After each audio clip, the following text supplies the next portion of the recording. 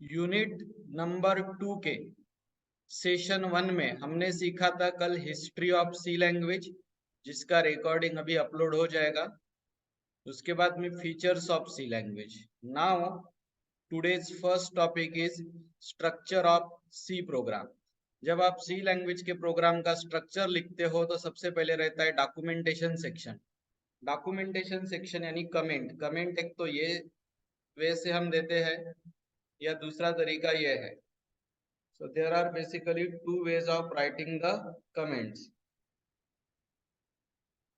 एक तरीका ये डबल स्लैश वाला है और दूसरा तरीका ये है। So this section is called as a documentation section. This section is also called as a comment section. इसका यूज होता है प्रोग्राम के बारे में इंफॉर्मेशन लिखने के लिए। तो ये सेक्शन हो गया डॉक्यूमेंटेशन या कमेंट सेक्शन।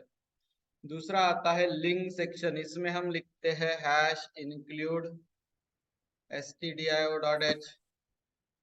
उसी तरह आप लिखते हो हैश इंक्लूड conio.h। इसको हेडर फाइल्स वाला सेक्शन बोलते हैं। इस सेक्शन में हम हेडर फाइल्स को लिंक करते हमारे प्रोग्राम के साथ। तीसरा सेक्शन आता है डेफिनेशन सेक्शन। इसमें हम कांस्टेंट डिफाइन करते जैसे कि पाई 3.14। नेक्स्ट सेक्शन आता है ग्लोबल डिक्लेरेशन सेक्शन।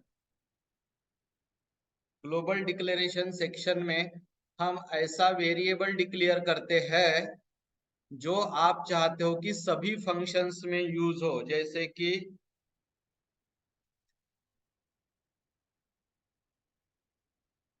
तो जो वेरिएबल सभी के बाहर डिक्लेयर हुआ है, मेन फंक्शन के भी बाहर, that is called global declaration section. फिर आता है अपना मेन फंक्शन सेक्शन। ठीक है, मेन फंक्शन सेक्शन में जहां आप वेरिएबल डिक्लेयर करते उसको बोलते हैं डिक्लेरेटिव पार्ट, जहां वेरिएबल डिक्लेयर करते आप। फिर आप लिखते CLR SCR, और नीचे जो print F scanf input output calculation आप करते हो उसे बोलते हैं एग्जीक्यूटेबल पार्ट। और मेन के बाद अब आपको अच्छे से पता है, आप बहुत सारे फंक्शंस लिखते हो। मेन के बाद आप बहुत सारे फंक्शंस लिखते हो, जैसे कि सम नाम का फंक्शन आपने लिखा। ठीक है, उसके बाद में एरिया नाम का फंक्शन अगर आपने लिखा। तो ये जो यूजर डिफाइंड फंक्शन हमने यूनिट नंबर 4 में सीखे थे उनकी बात कर रहा हूं मैं। इसको बोलते हैं सब प्रोग्राम सेक्शन। तो क्या क्या आता है अच्छे से देखिए। सबसे पहले आपने दिया है कमेंट्स, ये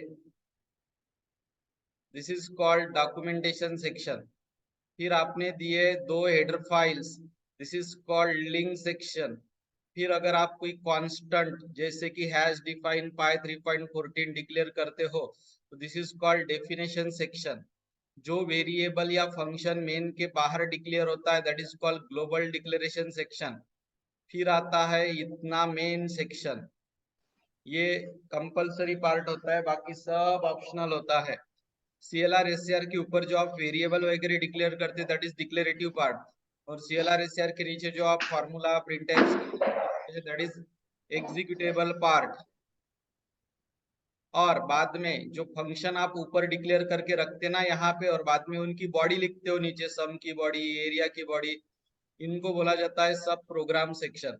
ये सब सेक्शन में से एक ही सेक्शन कंपलसरी है, वो है मेन फंक्शन सेक्शन। बाकी सब सेक्शन ऑप्शनल है, जरूरत है तो लीजिए नहीं तो छोड़ दीजिए। ठीक है, अब हम दूसरा, तो ये टॉपिक हुआ हमारा स्ट्रक्चर ऑफ सी प्रोग्राम या सी प्रोग्राम जो हम लिखते हैं उसका फॉर्मेट। अब हम चलते हैं हेडर फाइल सेक्शन के तरफ। हेडर फाइल जब भी आप लिखोगे तो आपको दो चीजें लिखना है। एक, हेडर फाइल में होते हैं बहुत सारे फंक्शंस, जैसे stdio.h हेडर फाइल है तो उसमें इतने सारे फंक्शंस है, ये सब फंक्शन आपके पहचान के हैं। अगर मैं conio.h की बात करूं तो उसमें इतने सारे रेडीमेड फंक्शंस आपको मिलते हैं। तो जब भी आप हेडर फाइल को इंक्लूड करते हो तो आपको रेडीमेड फंक्शंस मिल जाते हैं, रेडीमेड वाले। जैसे stdio.h में ये 6 रेडीमेड फंक्शन मिल रहे, conio.h में ये 3 रेडीमेड फंक्शन मिल रहे। तो जब भी आप हेडर फाइल को इंक्लूड करते हो तो आपको रेडीमेड लाइब्रेरी फंक्शंस मिल जाते हैं और आपको एक छोटे छोटे वर्ड्स मिलते हैं कीवर्ड जैसे, उनको बोला जाता है मैक्रो डेफिनेशन। तो जब भी आप हेडर फाइल जिसका एक्सटेंशन .h रहता है उसको इंक्लूड करते हो तो रेडीमेड फंक्शन और मैक्रो डेफिनेशंस यानी छोटे छोटे वर्ड्स कीवर्ड्स आपको मिलते हैं। ये आपको लिखना जरूरी है एग्जाम में। हेडर फाइल के लिए जो प्री प्रोसेसर डायरेक्टिव यूज होता है उसका नाम होता है हैश इंक्लूड। इसको प्री प्रोसेसर डायरेक्टिव के नाम से जाना जाता है। एक बार आपने हेडर फाइल इंक्लूड कर दी कि उसके अंदर जितने भी रेडीमेड फंक्शंस और मैक्रोज है इसका इस्तेमाल आप फ्रीली कर सकते हो। ठीक है, तो हेडर फाइल में बहुत सारे कांस्टेंट रहते हैं, बहुत सारे मैक्रोज रहते हैं, ग्लोबल वेरिएबल रहते हैं, बहुत सारे रेडीमेड फंक्शंस रहते हैं। तो header file consist of 4 thing: readymade constant, macros, global variables and readymade functions. Most commonly use header file है stdio.h, conio.h, printf, scanf, getS, putS, getchar, putchar। इनमें से किसी की भी जरूरत पड़ेगी तो इसको इंक्लूड करिए। और CLR, getch, putch इनमें से किसी की जरूरत पड़ेगी तो conio.h को आप इंक्लूड करिए। नेक्स्ट आता है main function. Main function is the only compulsory part of any program. जो भी प्रोग्राम आप सी लैंग्वेज में लिखते हो उसमें ओनली कंपल्सरी पार्ट रहता है main function. So main function is compulsory. You have to write down the main function compulsorily. Main function में CLR SCR के ऊपर जहां हम वेरिएबल डिक्लेयर करते हैं इंट ABCD, वो होता है डिक्लेरेटिव पार्ट। और CLR SCR के नीचे हम स्कैनफ से इनपुट लेते हैं, फिर फार्मूला लिखते हैं और फिर आउटपुट करते हैं, that is called executable part. ये सब करली ब्रैकेट के अंदर लिखा होता है। ठीक है,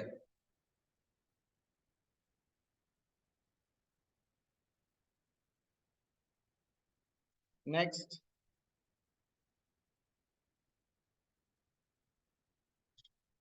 सी लैंग्वेज में यूज होने वाला कैरेक्टर सेट इंपॉर्टेंट क्वेश्चन है, एग्जाम में आ सकता है। देखो कैरेक्टर 4 टाइप के होते हैं। एक तो अल्फाबेट्स होते हैं लाइक दिस, या फिर डिजिट्स होते हैं लाइक दिस, या फिर स्पेशल सिंबल्स होते हैं लाइक दिस, या फिर ब्लैंक स्पेसेस होते हैं जिसको हम बोलते हैं व्हाइट स्पेस। तो इन सबको बोला जाता है कैरेक्टर, और कैरेक्टर का काम होता है इंफॉर्मेशन को रिप्रेजेंट करना। कैरेक्टर का काम होता है टू रिप्रेजेंट द इंफॉर्मेशन। अब ये जब 4 टाइप के कैरेक्टर एक साथ आते हैं तो उसको बोलते हैं कैरेक्टर सेट। तो सी लैंग्वेज का कैरेक्टर सेट 4 अलग अलग टाइप के कैरेक्टर से बना है। And collection of those characters, collection of those allowed character, allowed यानी जो प्रोग्राम में यूज किए जा सकते हैं, 4 टाइप के कैरेक्टर यूज किए जा सकते हैं, उनको बोला जाता है कैरेक्टर सेट। तो कैरेक्टर सेट में पहला कंपोनेंट आता है कैपिटल और स्मॉल लेटर, दूसरा आता है 0 to 9 डिजिट, तीसरा आता है स्पेशल कैरेक्टर्स यानी सिंबल्स, और चौथा आता है व्हाइट स्पेसेस यानी ब्लैंक स्पेस। ये हो गई सिंगल ब्लैंक स्पेस। ये टैब यानी 4 ब्लैंक स्पेस का कलेक्शन है। टैब यानी 4 ब्लैंक स्पेस का कलेक्शन।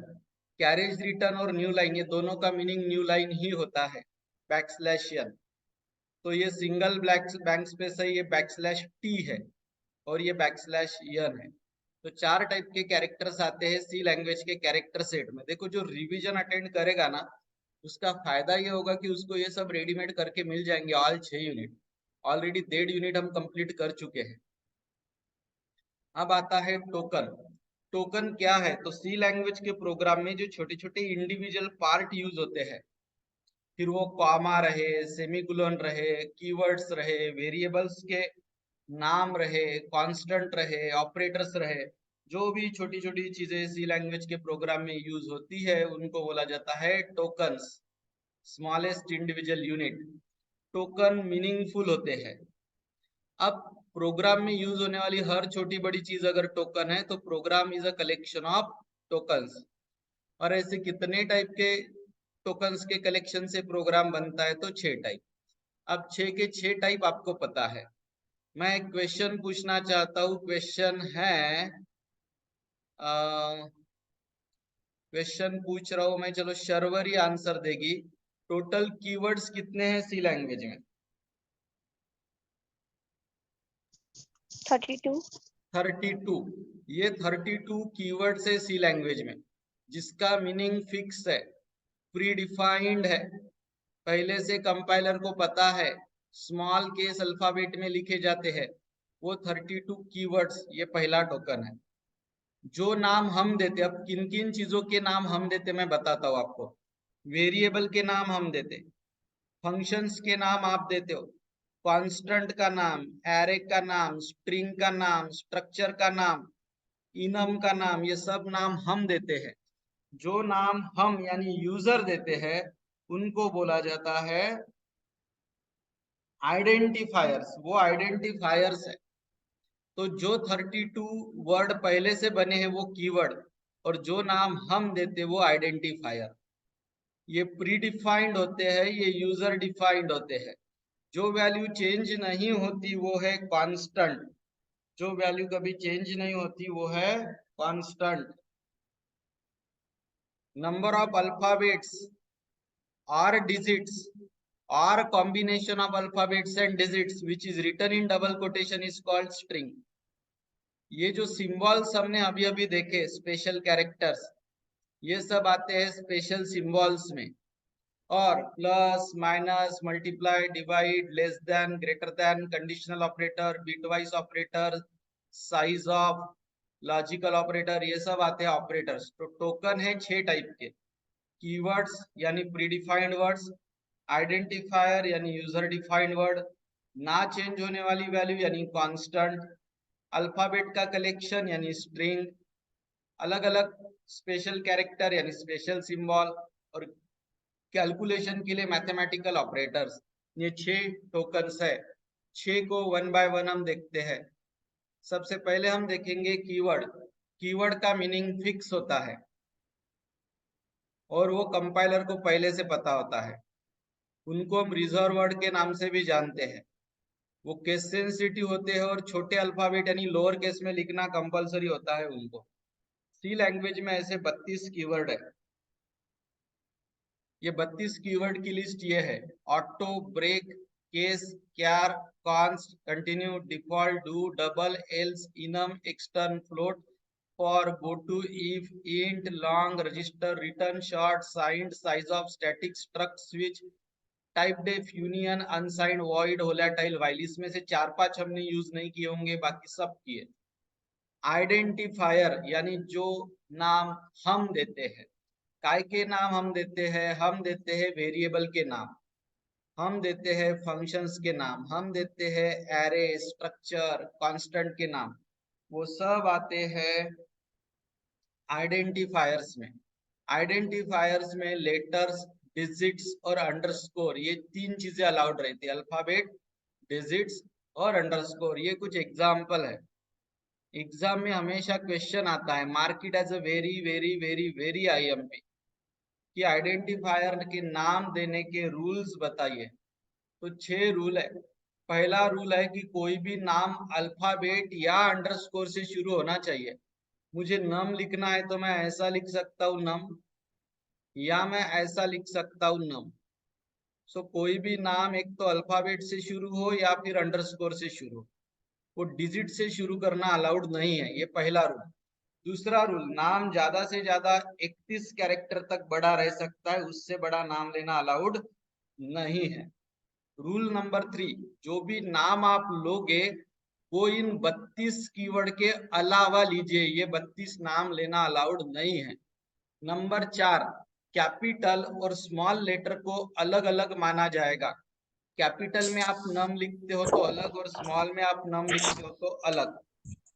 कॉमा या ब्लैंक स्पेस अलाउड नहीं है। You can not do like this, roll space number not allowed. ऐसे ब्लैंक स्पेस देना अलाउड नहीं है, कॉमा देना अलाउड नहीं है। क्या अलाउड है? तो लेटर्स अलाउड है, डिजिट्स अलाउड है, अंडरस्कोर अलाउड है, लेकिन डिजिट पहले पोजीशन पे अलाउड नहीं है। एक बार शॉर्ट में बताता हूँ। नाम शुरू होना चाहिए अल्फाबेट या अंडरस्कोर से, वो नंबर से शुरू नहीं होना चाहिए। इससे ज्यादा कैरेक्टर का नाम मत लो। ऊपर जो 32 कीवर्ड लिए हैं वो भी आप as a identifier name use नहीं कर सकते। कैपिटल और स्मॉल केस लेटर्स को अलग अलग माना जाएगा। नाम के बीच में ब्लैंक स्पेस या कॉमा अलाउड नहीं है। क्या अलाउड है तो सिर्फ लेटर अलाउड है, डिजिट अलाउड है, अंडरस्कोर अलाउड है, वो भी डिजिट पहले पोजीशन पे अलाउड नहीं है, बीच में या एंड में चलेगा। तो एग्जाम में ये आएगा ही आएगा, आपके 4 मार्क यही फिक्स हो रहे।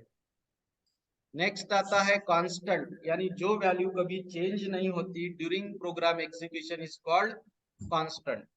जो कांस्टेंट सिर्फ और सिर्फ नंबर्स यानी डिजिट के बने हैं वो होते हैं न्यूमेरिक कांस्टेंट। जो डिजिट और अल्फाबेट के कॉम्बिनेशन से बनते हैं वो होते हैं कैरेक्टर कांस्टेंट। ठीक है, सो कांस्टेंट दो टाइप के होते हैं, नंबर यानी न्यूमेरिक, और नंबर अल्फाबेट कैरेक्टर के कॉम्बिनेशन से बनते हैं वो कैरेक्टर। नंबर के दो मेजर टाइप है। ये जो दिख रहा आप जिसमें डेसिमल पॉइंट नहीं है उनको हम बोलते हैं इंटीजर, और जिसमें ये यहाँ डेसिमल पॉइंट है, फ्रैक्शनल पार्ट है, उनको हम बोलते हैं रियल, रियल यानी फ्लोट। ठीक है, कैरेक्टर के भी दो टाइप है। ऐसा सिंगल अल्फाबेट अगर है और जो सिंगल कोट में अगर लिखा है, सिंगल अल्फाबेट सिंगल कोट में, तो वो होता है सिंगल कैरेक्टर कांस्टेंट। और मल्टीपल अल्फाबेट है और डबल कोट में लिखा है तो वो है स्ट्रिंग कांस्टेंट। तो ये होते हैं कांस्टेंट और उनके दो टाइप। तो न्यूमरिक कांस्टेंट डिजिट से बनते हैं और उन डिजिट के सामने आप पॉजिटिव या निगेटिव का साइन लगा सकते हो, ये अलाउड है। इंटीजर कांस्टेंट, इसमें डेसिमल पॉइंट नहीं होता है, ये उनके एग्जाम्पल है। इंटीजर कांस्टेंट बनाने के कुछ रूल्स है। कम से कम एक डिजिट होना जरूरी है, डेसिमल पॉइंट नहीं चाहिए, पॉजिटिव या निगेटिव रह सकता है जरूरत के अनुसार। अगर पॉजिटिव निगेटिव कुछ नहीं लिखा तो हम उसको पॉजिटिव मान के चलेंगे। कॉमा या ब्लैंक स्पेस अलाउड नहीं है। मिनिमम वैल्यू इतनी ले सकते और मैक्सिमम वैल्यू इतनी ले सकते, इस रेंज के बाहर मत जाइए। तो कम से कम एक डिजिट होना चाहिए, डेसिमल पॉइंट नहीं होना चाहिए, पॉजिटिव या निगेटिव हो सकता है, कुछ भी नहीं बोला आपने तो पॉजिटिव माना जाएगा। कॉमा या ब्लैंक स्पेस बीच में देना अलाउड नहीं है।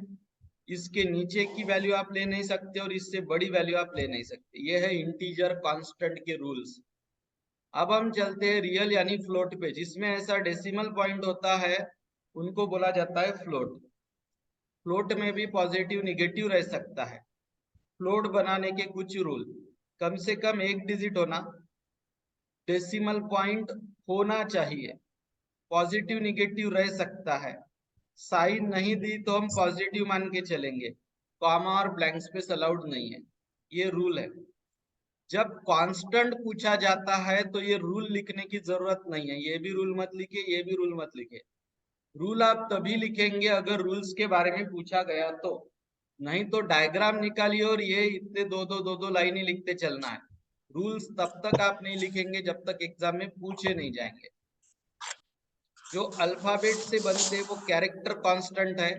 ये सब सिंगल कैरेक्टर कांस्टेंट का एग्जाम्पल है जो सिंगल कोटेशन मार्क में लिखना जरूरी है। और मल्टीपल अल्फाबेट्स रहे जैसे कि माइंड स्पेस 2017, तो उसको डबल कोट में लिखना पड़ता है, वो होते string constant. Backslash character constant constant का हिस्सा नहीं है, तो कांस्टेंट पूछा गया तो ये लिखना जरूरी नहीं है। चलो बैकस्लैश कैरेक्टर कांस्टेंट के बारे में पढ़ते, ये सेपरेट क्वेश्चन आया तो ही लिखने का। ये देखो, ये सब चीजें आप तभी आपको पता चलेगी क्या लिखना है क्या नहीं, क्या इंपॉर्टेंट है नहीं है, जब आप रोज बैच अटेंड करोगे। ये जो बैकस्लैश कैरेक्टर कांस्टेंट है ये सिर्फ आउटपुट फंक्शंस में यूज होते हैं और इनको एस्केप सीक्वेंस नाम से जाना जाता है। ये कभी स्कैनएफ में यूज नहीं होंगे, ये यूज होंगे प्रिंटएफ में। इन्हीं को आप एस्केप सीक्वेंस बोलते हैं। ये जैसे कि बैकस्लैश ए, इससे ऑडियो सुनाई देगा। बैकस्लैश बी, कर्सर एक पोजीशन पीछे जाएगा, बैक स्पेस बोलते हैं इसे। हॉरिजॉन्टल टैब, कर्सर 4 पोजीशन आगे जाएगा। Backslash n, cursor new line पे जाएगा।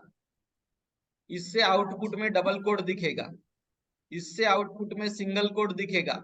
और ये आपके लिए वेल नोन है, कोई भी स्ट्रिंग जब खत्म होती है तब हमें \0 देना पड़ता है, which is called as a null character. जैसे पुणे खत्म हो गई यहाँ पे, तो मैं आखिरी में लिखूंगा null character. It is working like full stop, ये स्ट्रिंग खत्म हो गई है, ये वो दर्शाता है। ठीक है,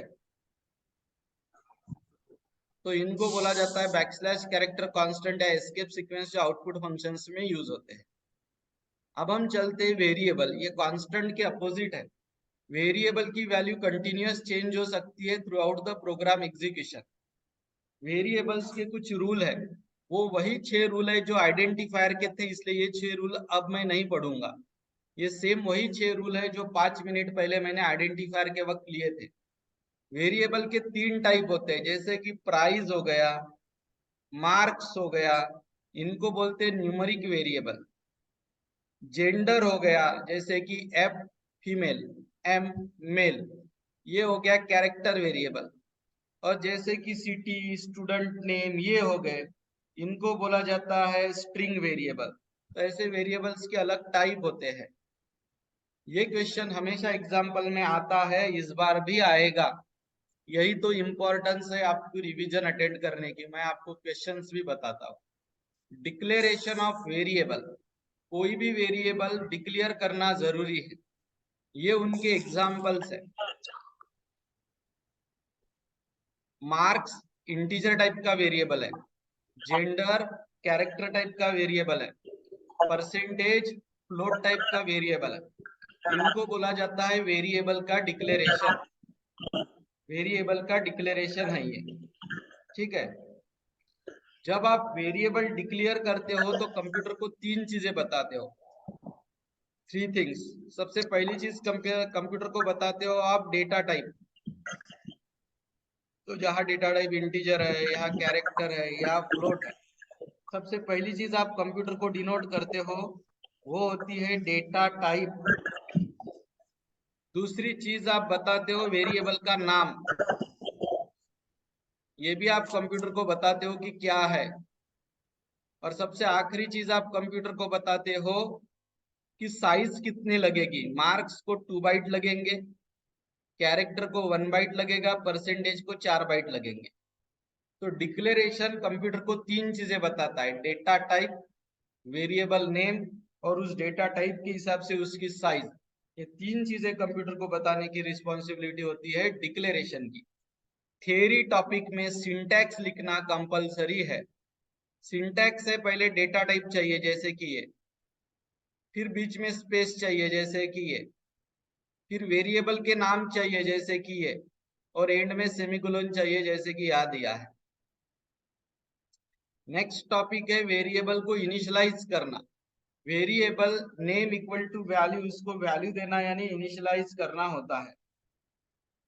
वैल्यू देना यानी इनिशियलाइज करना। ठीक है, जैसे हमने मार्क्स को 75 दिया, जेंडर को m दिया, परसेंटेज को 73.85 दिया, तो इनिशियलाइज करना यानी वैल्यूज देना।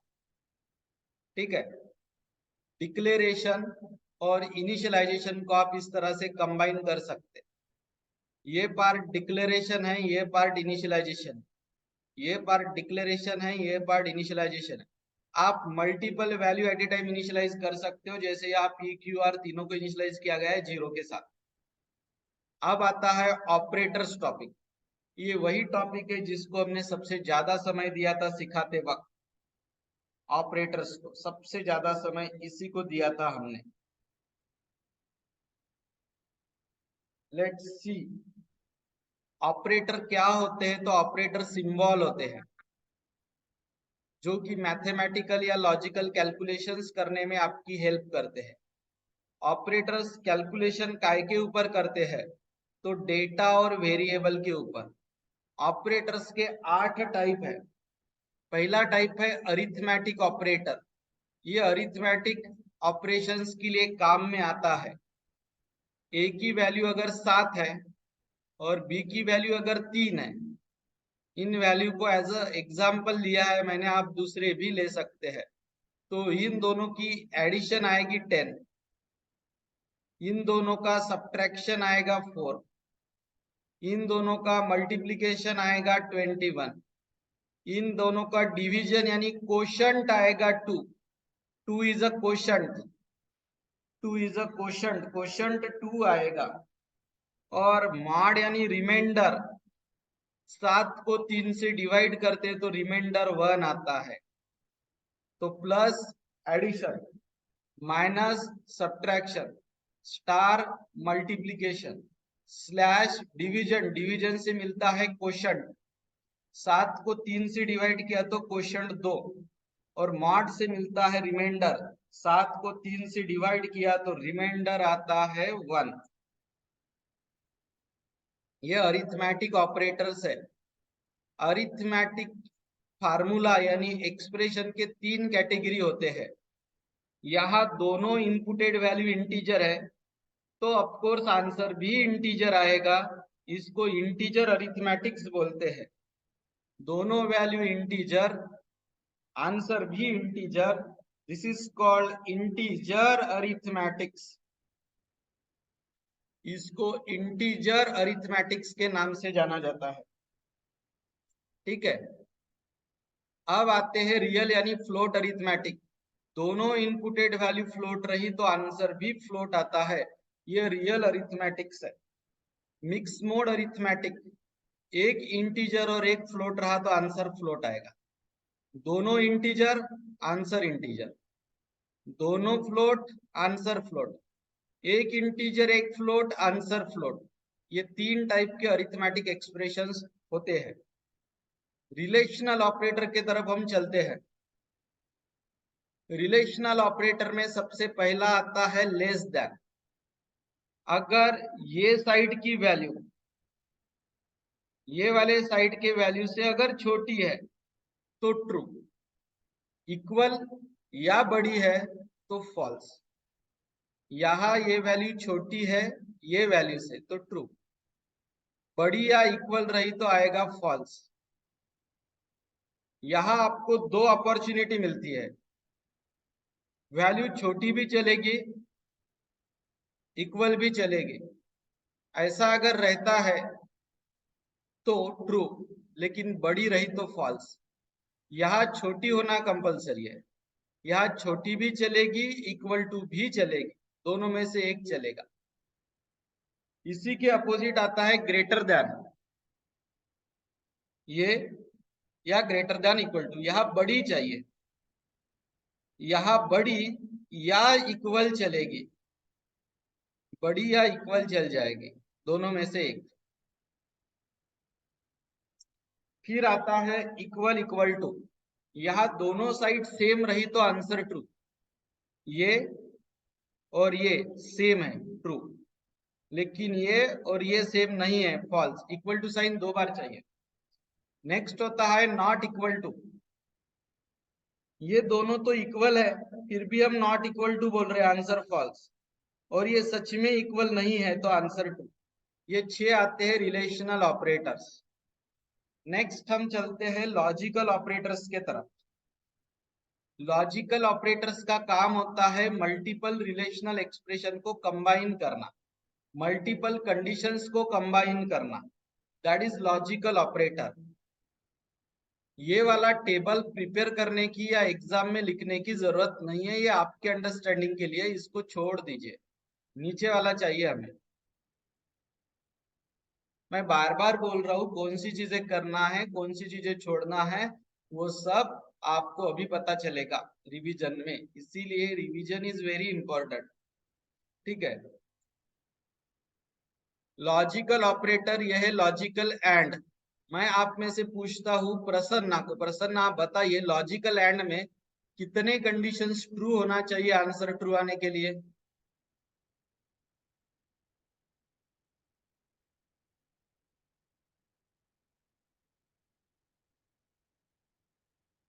Both condition should be true, then only the answer will be true. दोनों कंडीशन ट्रू चाहिए तभी ही आंसर ट्रू आएगा, नहीं तो आंसर ट्रू नहीं आएगा। देखो ये भी कंडीशन ट्रू है, ये भी कंडीशन ट्रू है, then only answer will be true. अब मान के चलो एक कंडीशन ट्रू है और एक कंडीशन फॉल्स है तो आंसर फॉल्स, और दोनों फॉल्स है फिर तो देखना ही नहीं पड़ता, आंसर इज फॉल्स।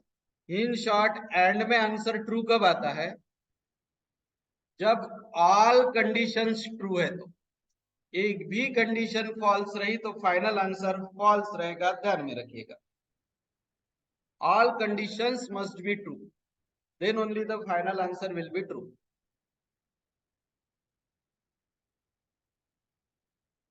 नेक्स्ट आता है assignment operator. Assignment operator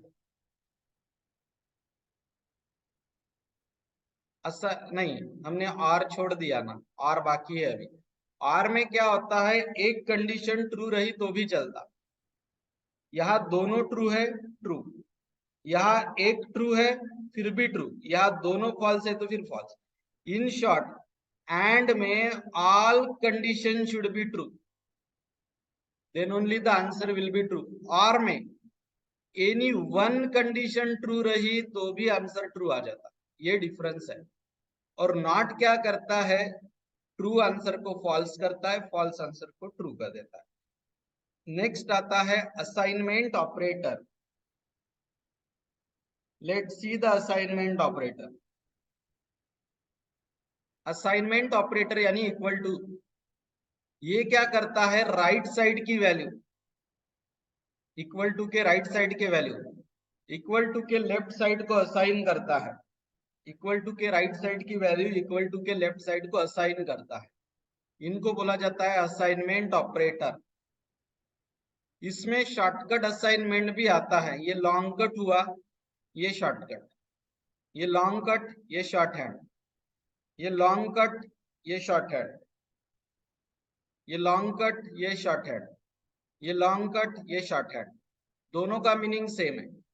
long cut में अगर ये 2 बार आता है तो शॉर्ट हैंड में 1 ही बार आता है, और ये प्लस का साइन इक्वल टू के पहले लाना पड़ता है। This pattern remain same for all, ये पैटर्न सभी के लिए ऐसा ही है। तो ये शॉर्ट हैंड ऑपरेटर यूज करने का ये वाले फायदा क्या है, तो इजी टू राइट होता है, छोटा होने के कारण, छोटा होने के कारण इजी टू रीड होता है, और प्रोग्राम इफिशिएंट यानी फास्टली रन होता है। अब हम चलते हैं सबसे इंपॉर्टेंट ऑपरेटर, वो है इंक्रीमेंट एंड डिक्रीमेंट ऑपरेटर के तरफ। इसके ऊपर क्वेश्चन आना तय है, mark it as a very very IMP. Plus plus यानी इंक्रीज बाय 1, माइनस माइनस यानी डिक्रीज बाय 1। अगर आप वेरिएबल के नाम के बाद ये सिंबल देते हो ऑपरेटर का, तो इनको बोला जाता है पोस्ट फिक्स, और पहले अगर देते हो तो इनको बोला जाता है प्रीफिक्स। दोनों में अंतर है, दोनों में डिफरेंस है। क्या डिफरेंस है बताता हूं। m की वैल्यू 5 है, फिलहाल में डिफरेंस आपको नजर नहीं आएगा। आपने m प्लस प्लस किया तो 5 का 6 होता, या प्लस प्लस m किया तो भी 5 का 6 ही होता। सो बेसिकली प्लस प्लस का काम होता है वैल्यू 1 से बढ़ाना। माइनस माइनस पे आते हैं, यहाँ वैल्यू 1 से कम हो जाएगी, माइनस माइनस, यहाँ पे भी वैल्यू 1 से कम हो जाएगी, माइनस माइनस, 5 का 4 हो जाएगा। यहाँ तो पोस्ट फिक्स और प्रीफिक्स, पोस्ट फिक्स और प्रीफिक्स सिमिलर नजर आ रहे हैं, लेकिन उनके बीच के 2 डिफरेंस एग्जाम में पूछे गए थे, दोनों मैंने यहाँ दिए हैं। मान के चलिए m की वैल्यू है 5, अब आपने प्लस प्लस पहले लिखा, इसको प्रीफिक्स बोलते हैं, और वो y को असाइन किया। ऐसे केस में m की वैल्यू प्रीफिक्स होने के कारण पहले 1 से बढ़ती है, जो 5 था वो 6 हो जाता है, जो 5 था वो 6 हो जाता है, पहले वैल्यू बढ़ गई। और वही 6 y को असाइन होता है तो y भी 6 हो जाता है। जब आप कोई भी चीज प्रीफिक्स में लिखते हो तो वैल्यू पहले 1 से बढ़ती है, 5 का 6 हो जाता है, और वही 6 y को असाइन होता है। सो प्रीफिक्स में याद रखना वैल्यू पहले बढ़ती है। m की वैल्यू पहले बढ़ेगी, 5 का 6 होगा, वही 6 y को असाइन होगा, तो दोनों सेम, प्रीफिक्स के केस में दोनों वैल्यू सेम रहते हैं। पोस्टफिक्स में क्या होगा ध्यान रखिए, पहले m की वैल्यू y को चली जाएगी जो थी 5, और फिर प्लस प्लस का इफेक्ट दिख के m हो जाएगा 6। तो यहाँ पहले इंक्रीमेंट हो रहा है बाद में असाइनमेंट, यहाँ पहले असाइनमेंट हो रहा है बाद में इंक्रीमेंट। प्रीफिक्स के वक्त दोनों वैल्यू सेम रहती, पोस्टफिक्स के वक्त दोनों वैल्यू अलग रहती। ये डिफरेंस है। दूसरा डिफरेंस, अगर आप प्लस प्लस यम को प्रिंट करोगे तो 5 की जगह 6 प्रिंट होगा, प्रीफिक्स है। और आप यम प्लस प्लस को प्रिंट करोगे तो 5 ही प्रिंट होगा। बेसिकली यहाँ पहले इंक्रीमेंट बाद में प्रिंट हुआ है, यहाँ पहले प्रिंट बाद में इंक्रीमेंट हुआ है। तो दोनों में अंतर है। तो वैल्यू 1 से बढ़ाना इंक्रीमेंट, वैल्यू 1 से कम करना डिक्रीमेंट। ओके, सो यहाँ हमारे हुए 5 ऑपरेटर्स खत्म।